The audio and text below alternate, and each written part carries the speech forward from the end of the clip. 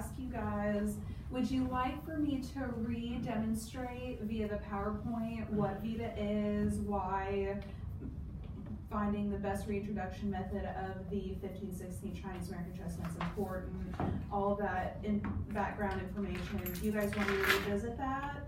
I'm totally fine with it because I love talking about Vida and I could literally talk about it all day. But I also don't want to insult your intelligence and, you know, because y'all were there, you paid attention to my speech, so. Well, the way that we normally do the proposal defenses, I guess, is because that's what we're here for, is you do give a presentation. Okay. And it's to show us that you have, first of all, that you can structure a proposal correctly and that you can present the information that you know, what the background information is, what the literature review is that's out there, why you're doing what you're doing, and as well as the methods and where you plan to go from there. So as well as any preliminary research. But you know, I do realize that you had given a presentation already several weeks ago, whenever that was. Before Christmas, just before Christmas. But it would be good to maybe hear some of that stuff again. Sure. And give us a direction as to why it is you're doing what you're doing, and maybe not to the extent that you did before, but just to recap. kind of yeah, absolutely. So for the record, and I think it's good. Yeah, I'm largely going to try and keep my mouth shut. But you know, it's that hard. doesn't always happen. Yeah, because now it's her show. Oh yeah, the Shelby Show. You're so lucky. Yeah. So this is a project that, as you guys know, I'm really excited about, and I've learned a lot about actually recently assembling the species files, which is a really intensive, mathematically intensive part of the project. And it's really allowed me to understand the intricacies of simulations and why it's important to link growth variables together in a growing structure. So when you're parameterizing, you don't just want to focus on how diameter changes over time or how height changes over time. You want to focus on how diameter and height grow together over time as the tree develops, and not only that, how it's different in juvenile versus adulthood.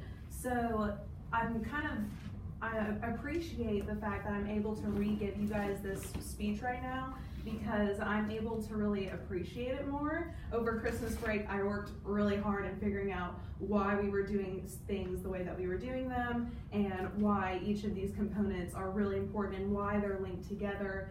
And so I think it's good that I'm able to give this to you guys again.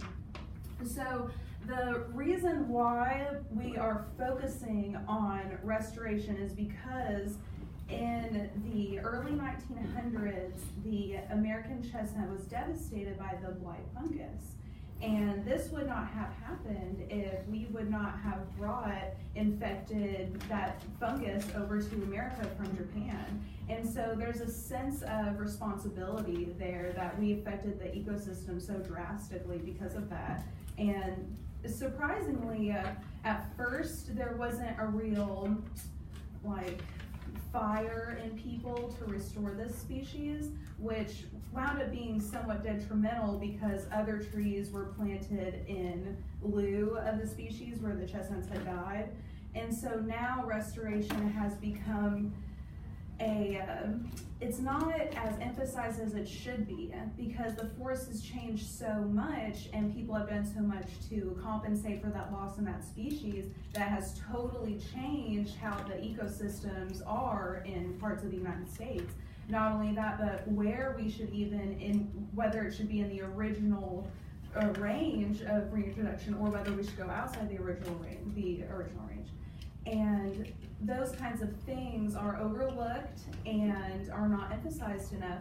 And so it's important that we look at not only why the tree was decimated, but how the landscape changed since it's been decimated.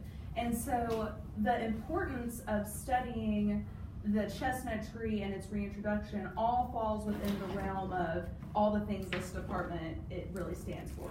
Climate change and global awareness, environment systems, earth system science, all these things together. If you package it up and create a simulation that really harkens towards all those studies, it would be Vida and this whole systems study.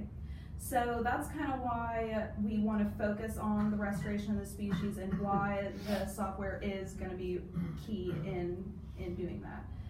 And of course, I'm sure you guys remember the species helps the riparian zones, which is that land across the river and next to the river, and those are already greatly impacted due to climate change, and amphibian species that are really sensitive to their environments and are really suffering. And the sixth mass extinction, that we've already lost so many species. We can bring this one back, and it does a lot of good for the environment. It's a good cause. So the reason why I say 15/16 American Chinese chestnut tree is because the hybrid we're focusing on reintroducing is 94%, which is the ratio of 15/16 American versus 4% Chinese. And we've done this by back crossing 3 times with a full-blooded American Chinese chestnut tree, that hybrid. And that has given us a viable species, American Chinese chestnut species, against the blight virus. So the knowledge exists that this species may not be completely viable against the blight fungus, but there is hardy evidence supporting the fact that they will survive. And the thing is, we can back cross them again with the 100% American and get an even higher ratio. I think it'd be 95.4, something like obscure like that.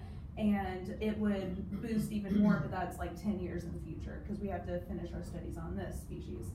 But as of right now, we are going to focus on the dynamics of the 15/16 American Chinese chestnut and parameterize that new species based on the data that we accumulate for this 15/16 American Chinese chestnut species. Are there any questions so far about this background and how it ties into Vida and stuff like that? Use the words virus and fungus. What is it? Oh, sorry, it's a fungus, but it acts kind of like a virus, but it's a fungus. Yeah, sorry about that. Okay. So our project focuses on a Virginia site that we have a lot of data for. There's a lot of overtime, meticulously recorded. It's really beautiful data. And this is the location that we're focusing on reintroducing our species. It's on the side of a mountain, which has slope variations.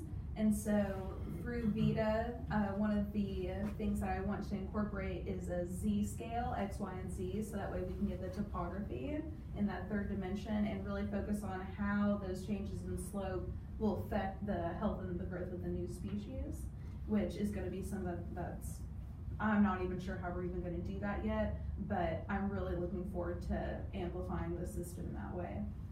And like I mentioned in the previous presentation, another reason why this site is really good is because it fits some suggestions that Dr. Fay mentions in an article that she published, that the soil pH be at a certain level and that there not be too much limestone nearby, and also that the land had never been previously heavily influenced by agriculture. And this site does fit in all those parameters, so that was reassuring to us.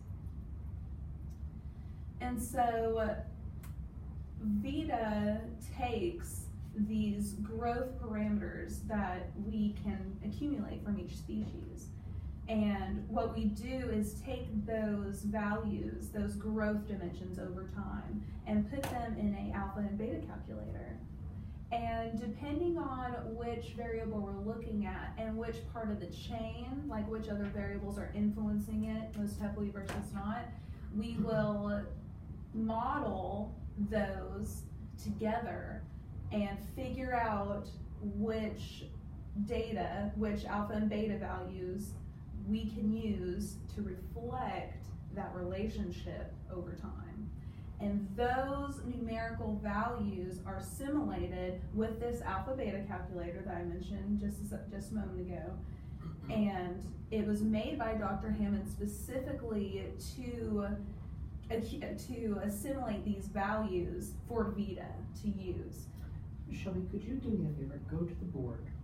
And I'm sorry, the camera's going to miss this. I'd like you to go to the board and draw me a log-log plot, diameter on the X, height on the Y, and explain what you mean by alpha and beta.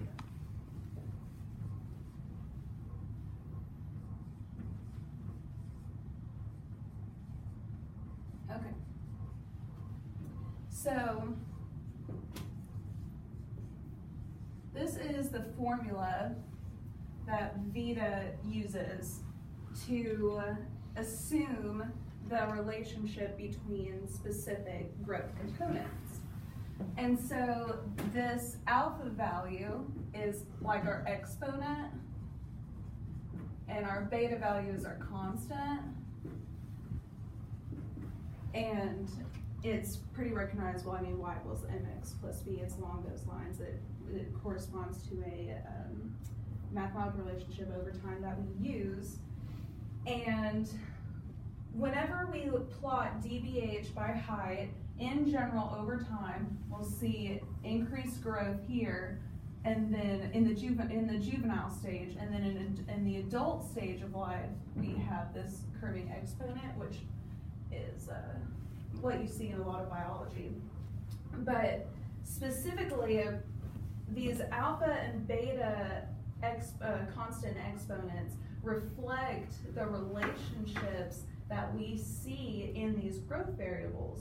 And then we model those, so it gives us certain values. So like over the years, so like September 2017, October, November, December 2017, and then forever until now. So we have our dBH and our height.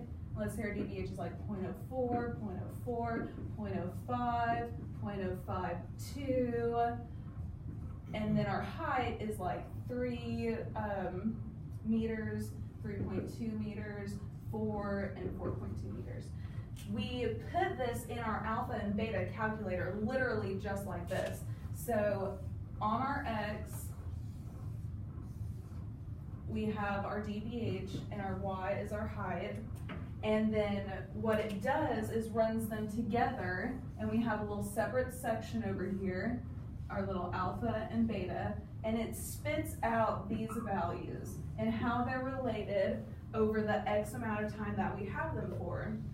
So you can kind of think of it like the slope, but not really, because it doesn't reflect like a slope mathematical relationship, but what it does reflect is over time how those numerical values change with each other.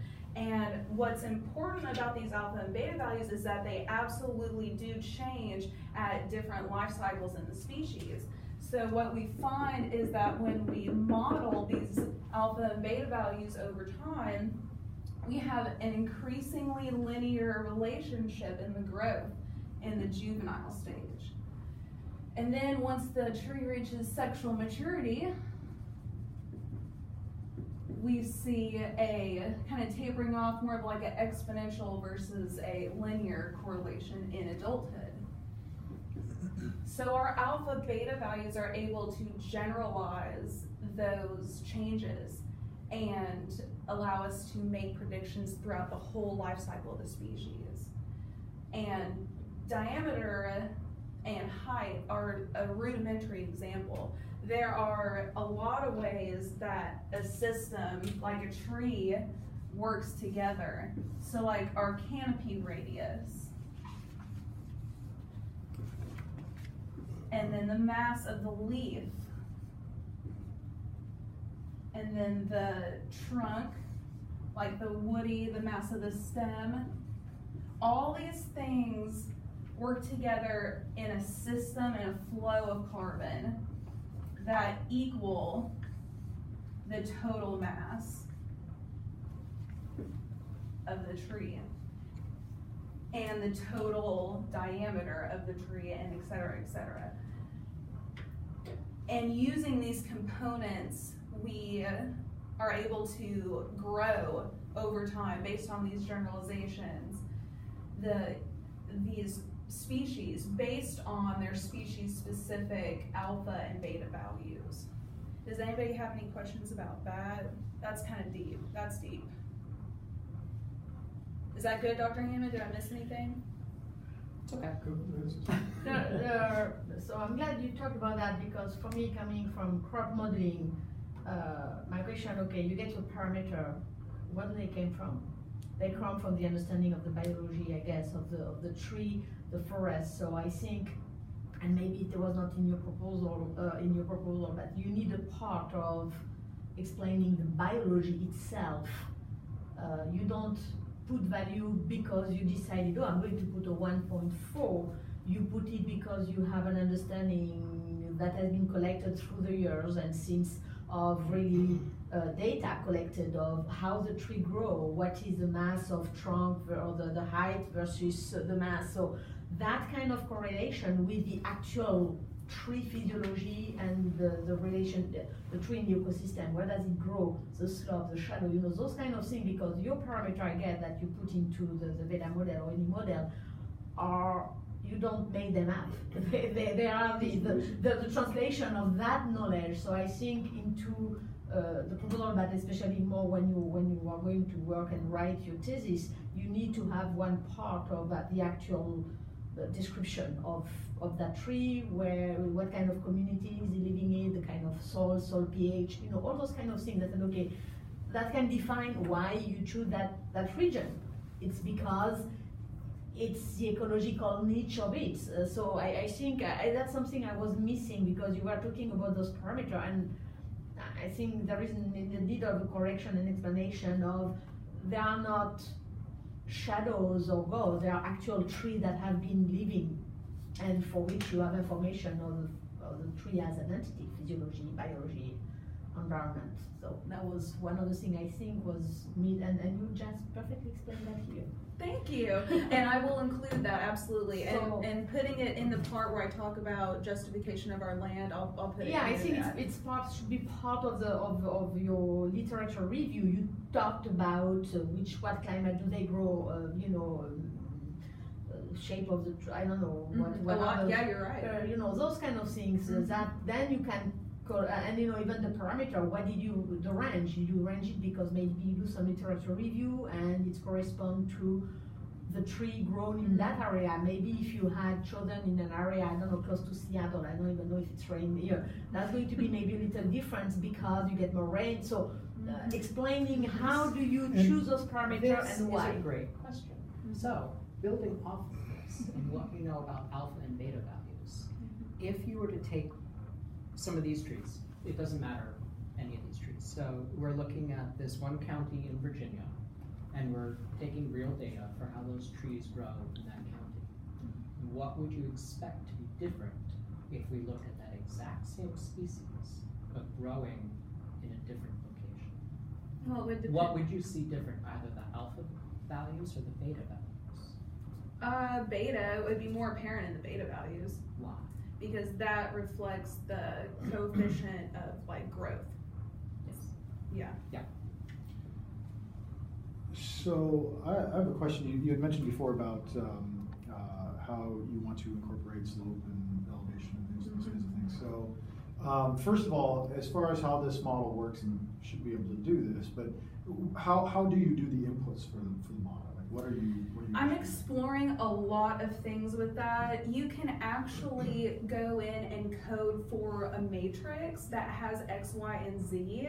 And whenever you do that, you can give fractional values. It's a decimal value, a continuous value that you can give for slope, particular parts of like the location on the line. That's what it is. So if you have a Z slope in 3D, you can pinpoint where on that slope based on a number between 0 and 1. Yeah. So that is one thing I've explored, but the software that you have to use to like actually like code a matrix and all this stuff, it is kind of expensive. It's like JMP, you know, it knows it's good and so it charges you to use it, Well, you know. Well, I'm wondering, I mean, you know, could you just take a digital elevation model and that you can essentially extract all of the information you need to. You could run all kinds of terrain analysis on it for slope. Obviously, it gives you elevation. It gives you aspect. It could give you What's it aspect. called? A digital elevation model, DEM. And it's already in a grid form. It already can have XYZ values essentially exported as a matrix, and any other kind of analysis that you do with it. You know, again, slope and aspect and all of that kind of stuff. You can export those as a matrix, which gives you XYZ, which you can essentially assign to the XYZ values, and it can all be in a CSV file or something like that. That's what I need. So that's, Literally, that's what I need. In fact, Kane is doing a lot of work right now in working with digital elevation models. Perfect. And he's doing all this work in Python. So this feels like a fantastic time for you guys to collaborate. Yay! My favorite rival. Kane and I are siblings now. We like to compete with each other. Yeah. And if you need question, you get Yeah. the We guy have who our knows- guy, who yeah. know everything about it because it's what he does. It's what he does. It's part of it. And Like- this is free. It's You can access these for yeah, it's free. part of our. Well, No, is it We ArcGIS? already have, I mean, you just use ArcGIS to do some of the analysis. You can export the data into And the various data, file certainly types. they can download it from. And, they have and it I in guess that the region? question, oh yeah, the question is, to what resolution do you need it? What spatial resolution do you need it? Because you can get all kinds of free data out there. And then the other thing too is the accuracy issue. So I guess what it comes down to with without getting into all the details is, you know, you have to figure out, you know, what kind of accuracy you might need, what kind of spatial resolution you might need, all that kind of stuff. But there's data out there. I mean, for the entire United States, there's data out there. Nice. So that's something Good we can news. explore. Thank So you. Shelby, Thank you. we have not talked explicitly about how to include that in the model, but just to go a little bit into detail. So depending on the resolution, we can have the program then fill in a linear fashion between any 2 points. So depending on, you know, what the degree of resolution is, whether it's LiDAR or whether it's MODIS or whatever, then, you know, you'll have 2 points and they're separated by a certain distance. And if you want to have, because it's a spatially explicit model, if you want a tree in between those 2 points, you need to extrapolate what the elevation would be. And the simple thing is, you know, just you take the average. And you essentially create a line between those 2 points, and you have the slope of that line, and you can then figure out what. For your total population. Well, not the total, that one location.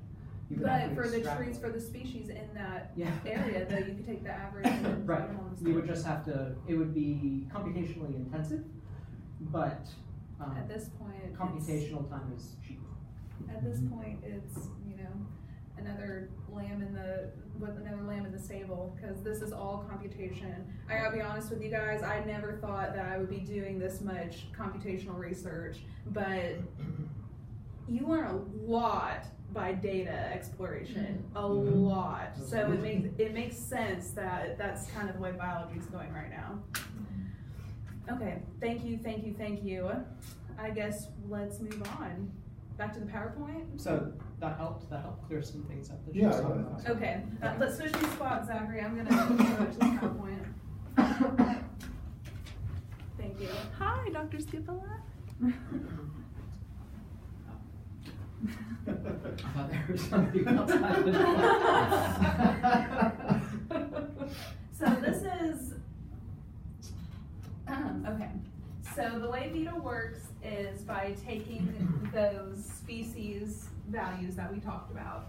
And I'll just go ahead and show you guys. a species file.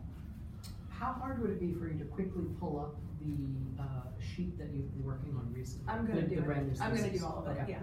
So I'm just gonna scoot a little bit closer to you guys, so that way you can see. Vida works out of a folder on your desktop. So you can just double click on the Vida folder. And let's say you wanted to take a look at the species that you could choose from. Right here I have Pinus ponderosa, and it's a YML file, which means it's in a language that is recognizable by like computers and systems that that are run with computers. And so this is what a species file looks like. These markup languages are very highly functional, and we can code a lot of different things into our species file. Dr. Hammond has put this together in a way that's really nicely laid out, and that way you know what you're parameterizing for. A lot of other simulators are not that way. They're more, you have to know about coding and a lot about coding to be able to use them. But this YML file allows you to code for basically anything you could think of for a species. Density of the stem, density of the leaf, density of the seed, canopy transmittance, a lot of variables, reproduction. But the things that we've been talking about, these alpha and beta values, are going to be down here in the allometry section. And you'll see the species constant, species exponent, our constants are beta value, and our exponents are alpha values. And we have 8 of them. And those 8 separate alpha and beta values are reflected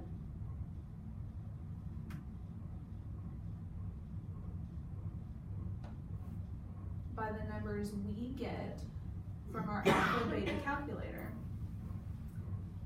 Let me move this over so it's less confusing. Oh. So I feel like I need to explain this part a bit. Do you want to?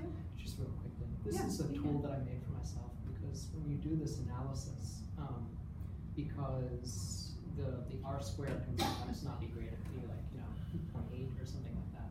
That's going to, you have to do a RMA adjustment, and that will change what the alpha values and beta values are. So you need to take into account what the standard deviation, what the R squared value is, and that will either raise or lower what the alpha and beta values are. And that sheet just does it automatically for you, so you don't have to do that calculation. I made it because I'm lazy. No, And I don't know it too. Working That's smarter. smarter. Smarter. Yeah. You want to teach laziness to your students. No. Efficiency. Efficiency. Which is, it's best to lose maybe 1 month understanding how to write a script or something like that, rather than spending 9 months entering by hand every parameter in a cell. Right. That's it's a good investment of time. So those 8 alpha and beta values that we just talked about are all listed here in our species list. And this is a compiled file that Dr. Hammond and I are currently working on to parameterize our species for the Virginia site. And you can see here each alpha beta value is listed 1 through 8, and you can see what the relationships are and what we're parameterizing for. So this first alpha beta value reflects the mass of the stem and how it pertains to total mass, MT, is that right? Yeah. And then our second pair of alpha and beta values reflect the mass of the leaf of the young growth, and then the mass of the leaf of the mature growth in the next set. And then you have the diameter stem as it pertains to the mass of the stem, and the height of the young, and diameter of young, and the height of mature, and diameter of mature.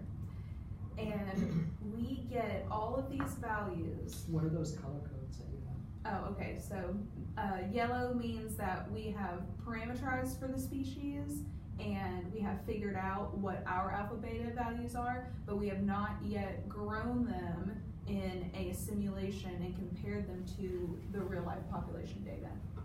So, and these reddish salmon color values mean you need to look at these and replace these with actual values.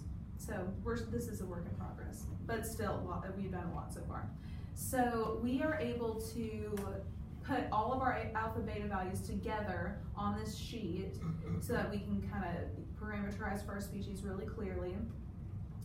And then what we do is put them into this Excel spreadsheet that graphs out those alpha beta values and allows us to visualize whether the growth data over time represents growth data we would expect to see in real life over time. And so if we just zoom out here real quick, the kinds of graphs we want to see are like what I drew earlier, these kinds, and like this one's really good.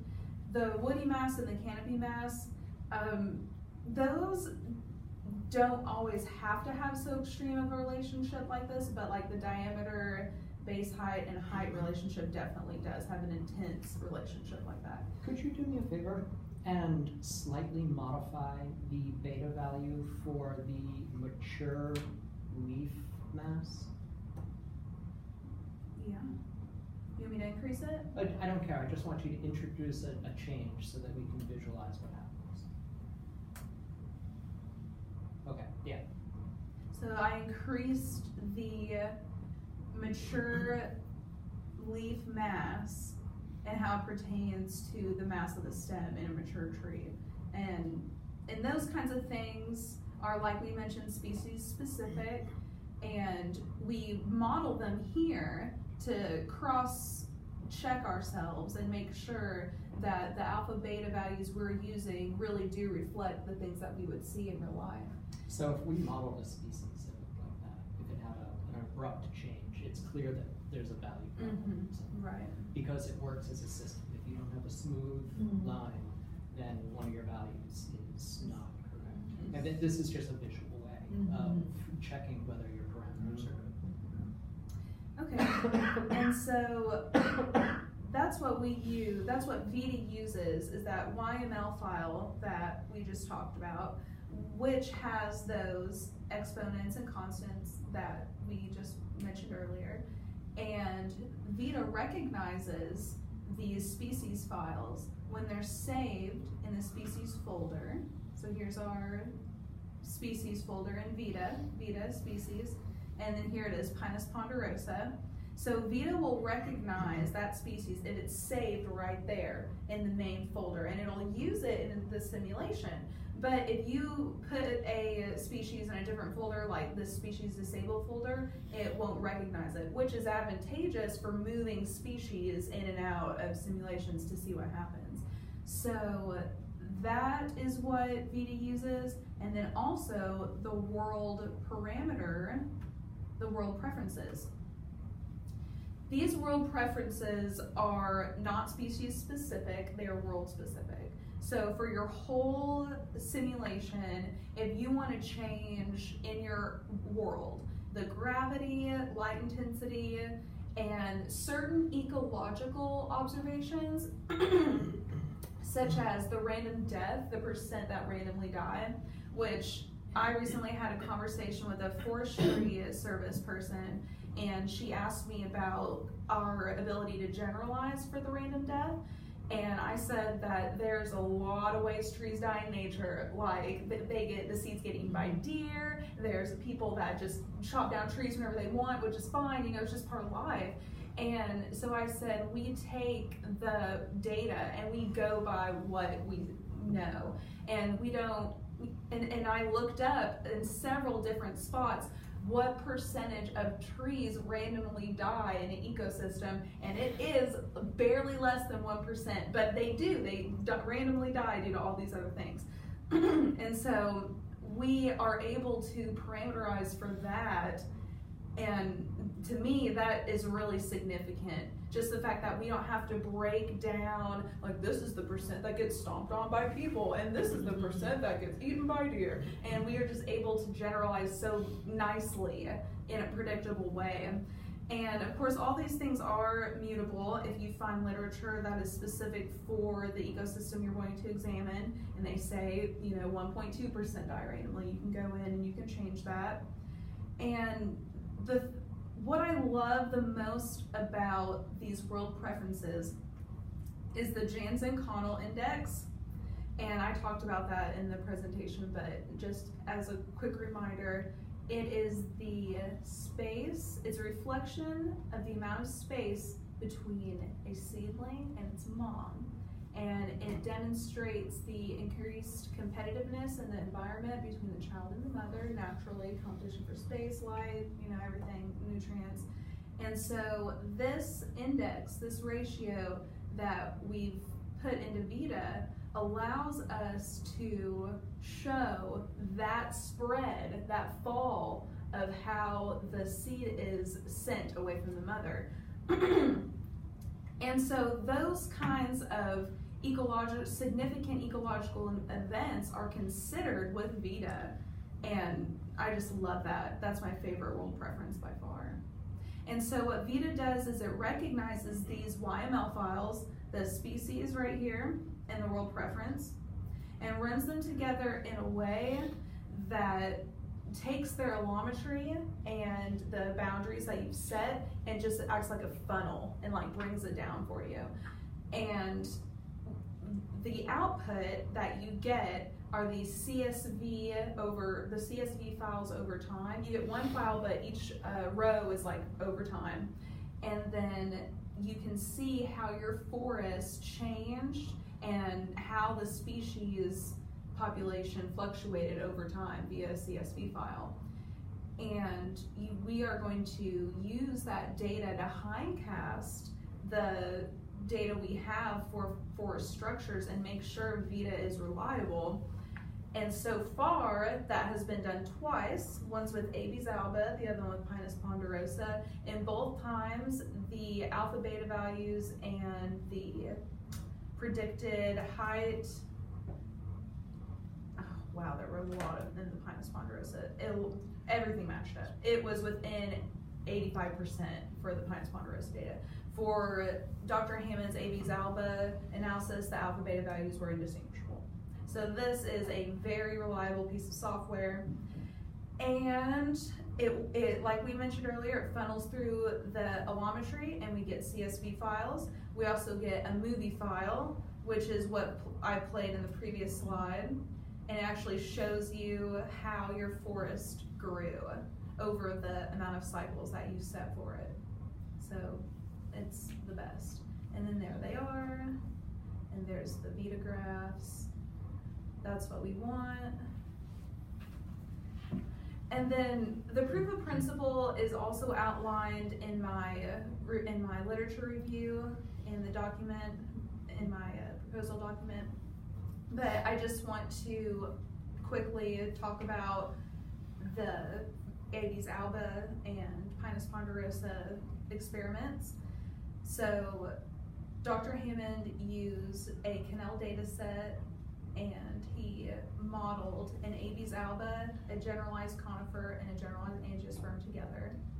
And he compared his scaling relationship alpha beta values to their scaling alpha beta values and found that they were statistically indistinguishable, and this data was published.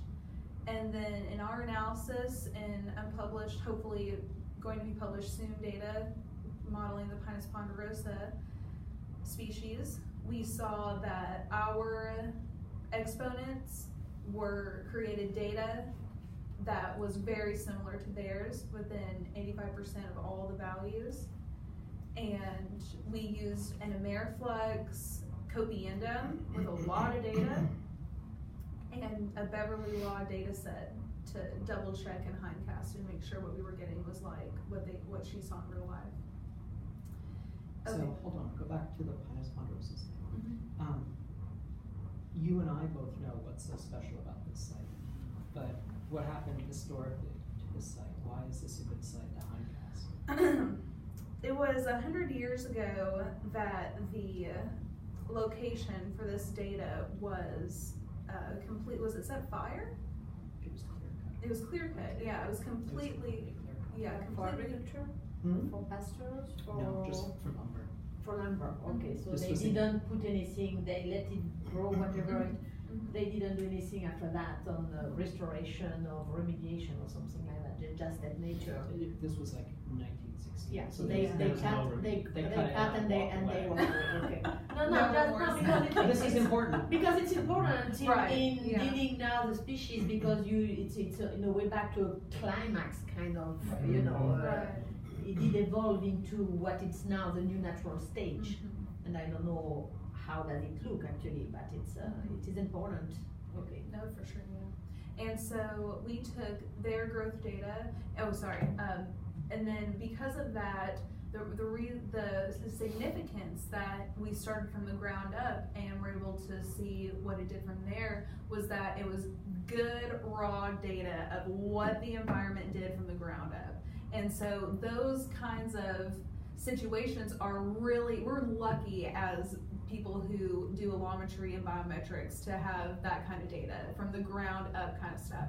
And so that was significant for this area.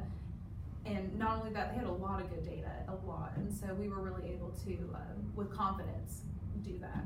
Is that what you're talking about? Yeah. Okay. Just some more history of this thing Yeah. and why that hindcasting is. I think you're underselling yourself. on that. Well, this Pinus ponderosa data really was my first really getting my foot wet in compiling data and comparing it to actual recorded values. And it was a lot of work. They had a lot of data, but it really paid off. And this is the data that we took to the American Chestnut meeting, and we got a lot of good Well, feedback. don't say we. This was something you did. Me, I You. guess, with the help of my Take the credit where professor. you deserve it. It was both of us. Okay. Now I'm gonna get into the project, my project. Like I mentioned, we're going to correctly parameterize the 1516 American Chinese chestnut species. That in itself is gonna be quite the feat because accessing the data it's like a gold nugget being controlled by the Forestry Service. So, and the Chestnut Foundation, they're fighting over it. They're literally fighting over the state right now. And so there's a lot of moving parts to this parameterization and is enough work just in itself. But in addition to that, we are parameterizing for all of the other species in the area, in the Virginia site. And we narrowed it down to 8 species, 12 species. And we're focusing on those because they're the main players in that environment. And then if you would like to know what species we're parameterizing for, it's a bunch of oak, hickory, maple, sweet birch, black cherry. And like I mentioned, we've taken Vida to the American Chestnut Foundation, got great feedback. Here's our timeline. So far what we've done is gather land and species data for our Virginia site, and now we are parameterizing for all of our species. I want to have this done by the end of February. It's right now like almost mid-January. I expect we'll be ahead of schedule because we're getting this done with relative ease. And then after we have our species, we're going to look into some possible enhancements and also begin our various reintroduction methods analysis. And then by August, I expect us to have our best methods established and also prepare for the potential publication of this work because it's very important to me. And in addition to the Pinus ponderosa data, which, yeah, is really important to me. And then by November 2019, I hope to prepare to defend this project thesis in December. Okay. You can, it's okay. I just want you to think about some things here in terms of your goals. What it is that you should be trying to get done first, and I'm not trying to take away from Nope. Sean here, but ultimately, what is it you want to do? You want to finish your master's degree, right? So I would, yes. I would like to do that. That's an option, You're but- right. You're right. you should get that. You should get that done first, and keep in mind that with our master's program, unlike with the PhD, where PhDs are allowed to write 3 papers for their degree, masters, we don't have anything like that. It's a thesis, which you know, maybe in the future it'll change and we'll say, hey, you published something, that'll count. But because it's, you don't, it's it's not. very hard it's to different. actually Yeah. publish in It's for 3 years sure and a half. I am not So- pushing her to publish. This So- No, No, this yeah. is accessory. Yeah. Yeah, but after that, we are, a lot of students Oh, have published absolutely. after. Yeah, I've had We have a students lot of publish it. publication that are the outcome of Right. thesis. Right, and I would fully expect that that would be the case, but you should get the thesis done first, and then, even though it's a pain, you know, take that thesis and remold it into something you can send off. Mhm. Because ultimately the university is gonna wanna see the thesis. There ultimately, so the way I see it, there are 2 approaches to how this can be done. The first is that each chapter in your thesis can essentially be a potential paper. So one way that this can be done, and I've seen people at other universities do this, is they publish the paper and then just basically verbatim that shows up in the thesis or dissertation. And we used to joke that people just get a big stapler and you take a couple papers and that's the dissertator. You staple them together and you're done. In this case, it's going to be largely up to you in how you want to approach this. I agree with Jeff. Your priority is that you want to get your master's. You want to get that piece of paper that says, yes, I have my master's degree. I want that So, master's degree. yep, so the I do writing want it. of the thesis is your first priority. Papers can come out of those chapters. Yeah, and it's more likely that you are going to be that way around, because once again, if you go the other way of clipping together publications, if there are actually accepted publication, it doesn't certainly fit within the frame of the time frame of a thesis. But, But it's still, the way you write it Yeah. can be still, and in this case, you know, I think as long as there is a story told through the chapters, it's okay.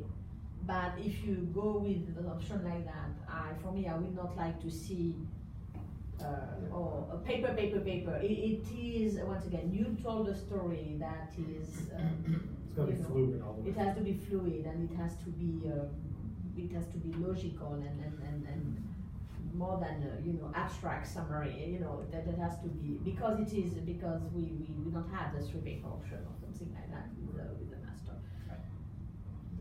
So, yeah, I guess I hate to burst your bubble. No, that's fine. I like that you guys are assertive with me and tell me where my focuses should be, because to me, I'm just gonna do everything 100% because I don't really know, I don't know. And at one point, and I'm sure Dr. Hammond will be there at one point, but Oh yeah, he is, for sure he is. part of being a student and still as faculty, it's at one point to be able to say, okay, I am done with that part. Mhm. Because if not, you can You be don't. 80 years old and still running your Absolutely. data, because God, yes. so at one point, and it's a very painful and frustrating process to say, okay, for what I need, for my goal, for publication, for my success, for the quality of my work, I can and I will stop here because it's what's fit with the other parameter of me being a student, time and they say what your next step, PhD or whatever you want to go after that. So, and it's part of the whole package of producing the work. So, and sometimes it can be very frustrating because the more you go inside, the more your brain is going to be in every direction. Oh, I can do that, and I can do that, and oh, and it's a never-ending story. So part of being a master's student, part of being a PhD student is going to be through that frustration to at one point say, okay, that's it for and you see that, for example, in the question that we asked. We have had those 2 presentations from Dan and Ernst. And yeah, we were asking question was, okay, yes, I know, but that would be the next step, or we didn't have time, and it's frustrating because you get people asking you the question, you had the thing, but you had to put a final dot at your product or your stuff. This is a part of your training as an academic. Yeah. Learn when to, write When to down say when. ideas. Yeah, when you said when, it's part of a chapter And or when to section, say when. or, yeah, when to say when, yeah. So part of your training as an academic is to teach you how to focus on certain things, how to discern what things can be sort of pushed to the side a little bit to be gotten to later, maybe. Yeah, this is all about. And those kind of question mark or possibility goes as you finish your conclusion to that opening, that reopening. Okay, if we want to continue, if people continue, or it's order to be successful, we may be having to be careful or to study more about that. Yeah. So just as an anecdote, I've been keeping these notebooks for myself since I was an undergrad because I am attention deficit disorder. This is my coping mechanism. I will write down my distracting ideas and I fill up notebook after notebook. In 1996, I drew pictures and outlined Vida. I did not program it until 2009. So, notebooks. So you Yeah, were, absolutely, I totally agree with that. Yeah. Absolutely. Write down every little, and write down, when you're doing your thesis too, and maybe, I don't know if this is quite where you were going, but write down every little step that you do. Because you forget. Because you will forget. Good advice. Absolutely. And save all your files. Yeah, several And times. back them up. Back in the Back them up 3 times. Google Drive. I- 3 times. As a graduate student, I had a laptop stolen. I lost all that data. Oh no, we have had Sherry. She Yeah. lost. She had 3 computers with 3 backup. 2 of them crashed like that the same day. We tried to recover, but she basically lost 1 chapter of her PhD. And it's not that she was not ready, but she decided, okay, I'm going to have now 5 backup, it's an external drive and not, so External drive, yeah. especially when you are involved in the work that requires so many data, so computational time, so making data, selecting and so on. Even if you have a lot of script written, it's a lot of time. So don't hesitate to have 2 external or 3 external drives. They are not very expensive, Or to even email it to yourself and yeah, have it other than or in the cloud, because Murphy's law will happen. Yes, it will. Yes. This is a part of the process. Yeah. You will learn the mechanisms that work for you. I've got a question. What's your ultimate goal? What are you? Okay, so you want to get your master's. And what? So What are you trying to do? I have an opportunity to get my PhD at the University of Arkansas in environmental dynamics, and I really want to be a climate scientist. I really want to be a field biologist, and I want to publish data on how the Earth changes and how humans are changing with it or against it, and how all those things should work together, and how important it is to conserve energy and to use Earth resources. All that. I want to do all that. So what I will recommend is It's a lot, she wants yeah. to save the world. I That's do. all. I do. That's what I tell people. So Yeah. one thing that we usually also require to master students is to have in their thesis to have several components of sustainability involved. So that will be eventually interesting to link the data or the parameter to climate change or to decision making, policy making, and a little bit, because even if a PhD, we accept more theses, PhD that are more on the much more technical aspect field, master students usually, I think it is described even in the thesis, as to have that sustainability component. So when you go with your model and so on, think about it, and it can be through your literature review, but also after that, maybe through the analysis and the conclusion. How do you integrate those economic component or policy component, or whatever it's fit, and which fit also with what you want after that in life. how do you put those systems together? How do you take that systemic approach to a much more broader issue? Not just science for the sake of science, but science for the sake of I don't want to say humanity, but for the sake of everything. And we have been sometime maybe going away a little bit. It is really describing what kind of thesis master students do. That multidisciplinary approach is required into, and it can be, we don't said which kind of disciplinary disciplines, because it's depend on every, that is important to go beyond just which is already amazing, running the model, that there is that connection with climate change, or that connection to decision making.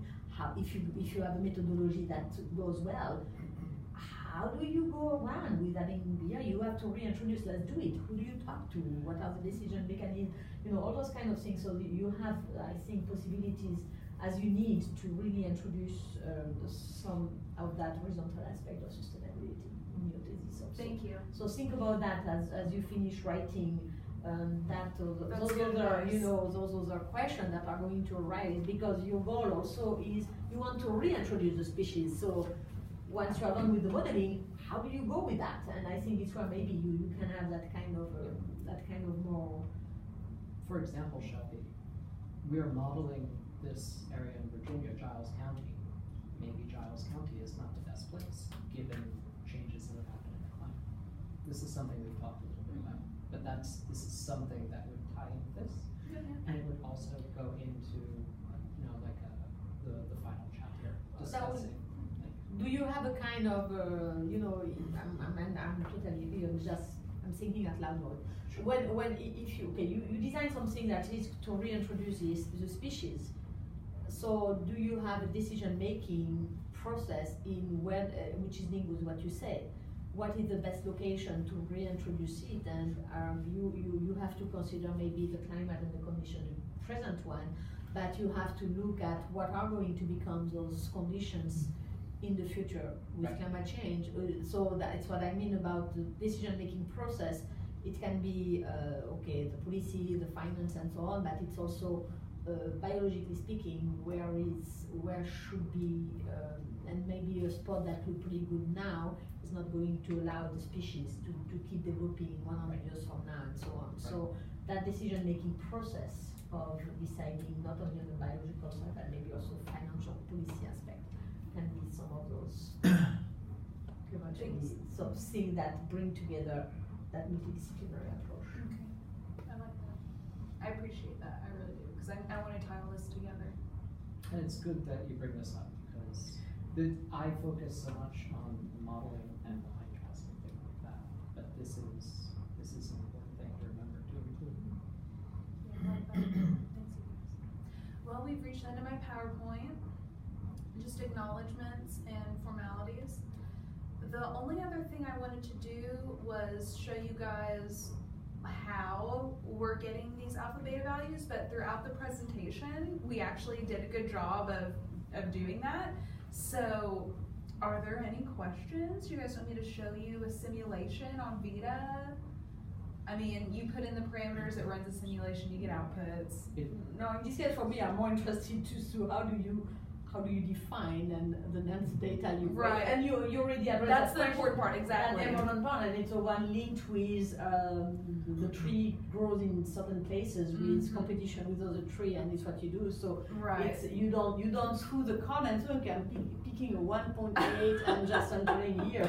You have a reason why you choose that 1.8 yes, because it's and if you were growing something with an oaks or another kind of eucalyptus, you will not put the same 0.8 because it grows in different conditions. It's not the same, it's not the same family of trees. And or if you are, growing a palm tree or bamboo, which is a grass, you will have something even different. So so we approach that question. After that, as we said, it's like with some of the GIS when Susan said, and I did that, and we look at them and said, I know it was a lot of work, but He's just pushing the button of a tool, so you can put that into the appendices, which is very frustrating with the students. You remember with Isaac?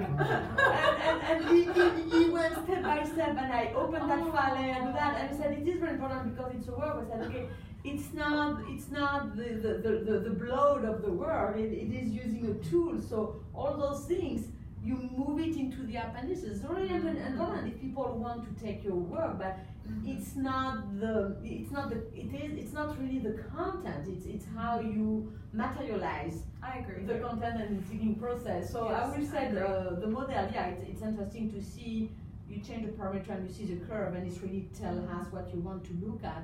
But after that, entering the data, and you get for you the satisfaction is that good data. Yeah, now I have to go back. Yeah, exactly. Yeah, and it's like a game at this point. But like, you know, yay or but otherwise, it's just 5 years old. If you can say the 5-year niece or your little cousin click on the bottom, and they are going to be very happy to click on it. But when you get used to it, it almost is like that. But Like except that we don't realize how hard it is to enter the data, right, which is the core of the work. Exactly. But the outcome is just the graph are just the translation of all the thinking process and collecting data and analyzing that you did before, and then the satisfaction to see, oh, it's good or not that good. Yeah. It's human nature to want to spend a lot of time talking about the thing that took us a long time to do, or that was really good. But honestly, a lot of the time, that is not the important part when it comes to talking about science. Yes, you put in a lot of time, and yep, it was hard, but that's not the important part of the story. And I think that's what makes the difference between a BS, a master, and a PhD. The BS students are going to enter the data. Yes. No, it's part of it. Then when you move to master level, you enter the data, but you think more about what kind of data, and when you arrive to a PhD level, you are designing how do you enter the data and these kind of things. So it's for example, Shelby, yesterday, remember all the fiddly equations we were doing, and then when the graph came out, when did I get excited? Yeah, you did. When the linear component was visible in the when that graph was there, yeah. I didn't even need to plot it, even in non-log space. Yeah. I was like, oh, this is beautiful. It's true. He even did the scrunchy face. He did it. It was nice. That's reassurance for me when he does that. He's happy.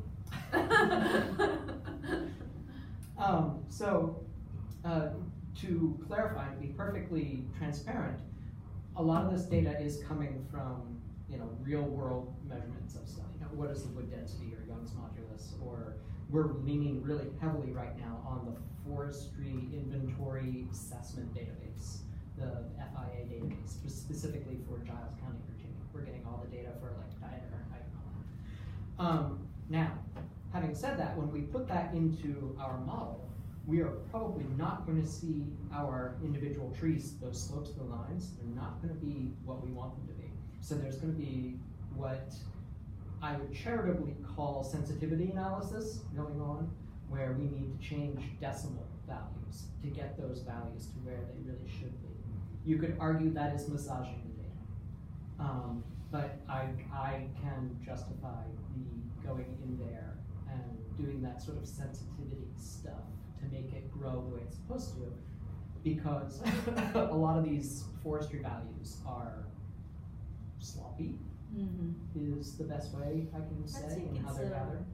It's come with the concept of modeling. You're exactly right about that. That comes with the up to the modeling point process. where you don't want just to erase the point because it's disturbing, because it's here and it's here, and in fact it's here because for a reason. So, but you also effectively can someone run it up at 2 decimal, and some other one forget their glasses, and because certain of those data they are taken by humans, so you have a bias factor right away. Exactly. It's not like if you had a machine or robot. So. And in the end, when we simulate how a single tree grows and we compare that to what we get from the forestry database, if the value is within 95% confidence of what the database is saying, fine. I think what we have with all the students, we said when you do those kind of things, you just to be able to explain for it, and eventually, you know, through statistics, if you have or something like that, showing that it doesn't have, you are not tricking the data to get a nice curve, Right. because you are not pushing it until, oh, I want the curve like that, I'm going to cut it, and finally you take 30% of the height of the tree, and so which in this case it is cheating and it is manipulating data. So the idea is when you do that, you are honest about it, you explain for it, as you said, it's for perfectly good reasons, and we are good with that. It's good with it. Yeah, that's right, sister. That process sounds oh so familiar. Yep. All right. Any other? Should we review the thesis document and its contents, or? No, it's good. Just include that. For me, I don't need right now. Just include that thinking about when you are going to write the final, you know. Absolutely. Just it's for me, it's a part that I want to see the actual biology of your tree.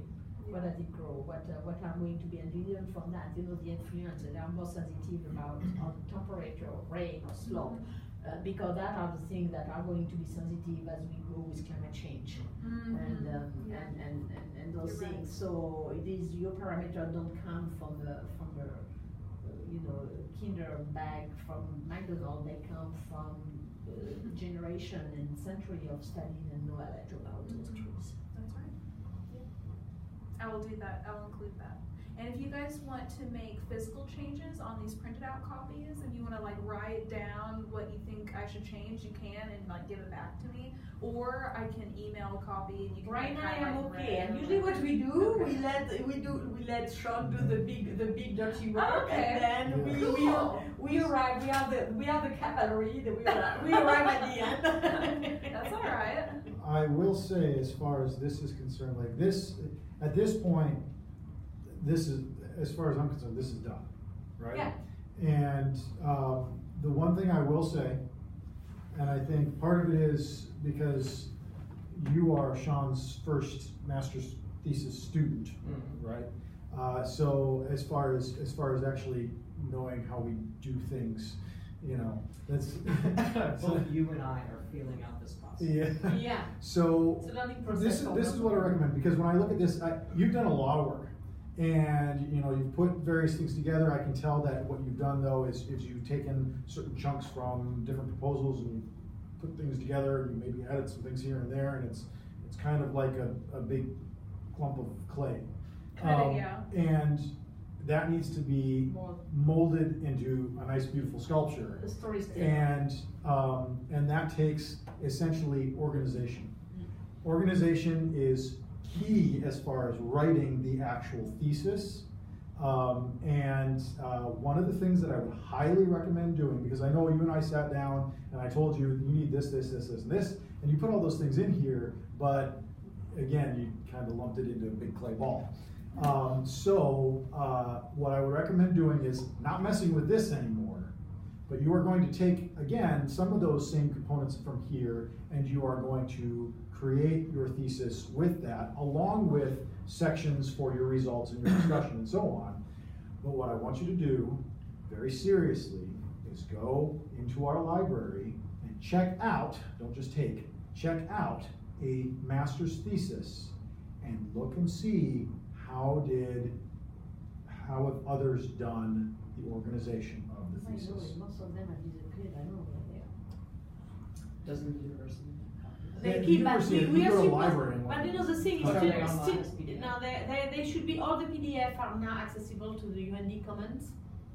But the thing is, we have those here, and students talk them out without telling anyone. That's why I say check out. When don't you just check say- out, you said that to Sue, I am taking that book, and so I can maybe send an email to for example, you know, Yeah. where are the thesis, where are the PhD, because we are supposed to have, except that the last student ran away without providing us a physical Yeah, copy, you which also is need to give us required. physical copy. It's required to that by the department. Because it is useful. So I hate those students who leave without doing the physical copy when they have been sitting on the physical copy of 10 previous students. Yeah. So I would highly recommend that, because I will say this, if you come with a thesis Like that. that is organized like this, It's not. You're going to go I will back. say no. Yeah. I will help you if need be Yeah. to But Sean organize that. will, But I don't- we Sean will understand do what it is. I have not weighed in on formatting Yeah. Yeah, at that's, all, because, you know, That's all right. we're not at that point. No. No. Shelby, you've read some of my papers, and you've read at least one chapter from my dissertation, given it was a PhD dissertation. I have. But, I will get you, if I haven't already done so, I should get you a copy of the full dissertation. And that will give you an opportunity to sort of see how the chapters flow into one another. Okay. And yes, I write like I'm doing science in the 1800s, but it gives you an idea of, you know, the flow. And you know what I think all the students usually when they come with the first chapter of references, and we start saying, okay, no, you move that here, and you already said that here, so and you get the student kind of turning white or crap, and it's just remodeling. But It's I part think of it, I it's think. a process. Yeah. It's a learning process. The best You advice I can figure give it out. is when you write something, do not polish it, because you are going to get frustrated and angry at your committee members as we tell you, don't do it this way, do it that way. Okay. You know, things to avoid. First, it's trying to look at the logic. So, and depending on what you do, but something that is very upsetting. First of all, also you don't want to talk. So there is that kind of balance between drowning the information because oh my gosh, I need to write 10 pages and it's horrible, and it's so short that everyone is and why because.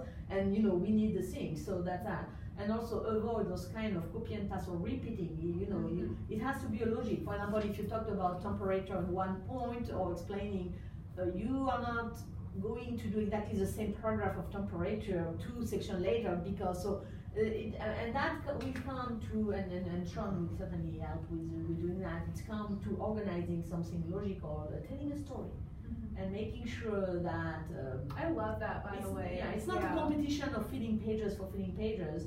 It's telling a story and making sure that there is no redundancy, repetitions, and sometimes it's going to be I moved that here, moved it here, and so that also. And as you go also, but that's going to come. We like also having when you do modeling or those kind of thing, and you bring several aspects of it, having a kind of a flow chart of the way you move, you know, I get the data here and then I move that and I move it here, decision making. So flow charts sometimes really help to understand the logic behind the text. So it is important. I've been very gentle in terms of writing because I just want to focus. Yeah, absolutely. No, but it's But just Shelley, you have either the benefit or the detriment of the fact that I spent years as an editor of a magazine, and I have friends before they publish their books, they send me manuscripts. I knew I got lucky. Well, you say that. / unlucky. I hate you. I have opinions. Oh, I'm about the written sure. word. I'm So- sure about Sean, that. opinions? No, You're kidding. You're kidding about that. So No, but as it's we get fantastic. further along on that line, It is, it's good. that's going to become more and more pronounced Wonderful. as we stop doing the parameters. And I'm sure, and Sean is the same thing, you know, students sometimes, not all, but you know, be very, very cautious about telling your own story, not copy and passing stuff, you know, very naming your sources and so on, and that, that's also something that we see sometimes where it's a kind of an interesting English and then suddenly it's become perfect, or you can see that it's written You can totally tell. by something Yeah. different. And it's not really, you know, even with some American students, but you know, you have totally two styles of English, and you said, okay, and you kind of Google and you see all chunk of stuff, and in fact it's not, you know, it's rewriting a story, getting there from. Once again, it's storytelling. Yep, you're right. Otherwise, So.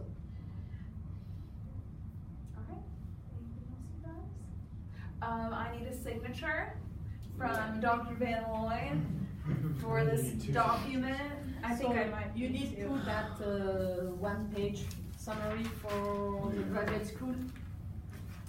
I had it.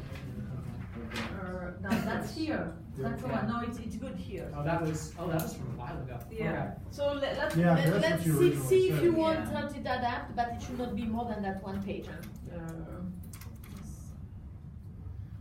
See if you are satisfied with that, and she doesn't need to run it to write. If you are satisfied with that abstract at the level, it's okay. Shelby, it's okay immediately with after that. this, I would like to reread it. It's been a while since I've seen that one. Oh, page. yeah. So yeah, that will be because that is us. That one page, maximum one page. It's UND requirement for the proposal.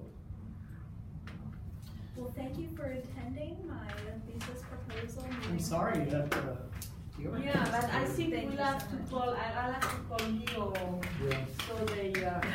Thank you, my one So fan they come and at least they put us if it doesn't work step 1, step 2, step 3 so they can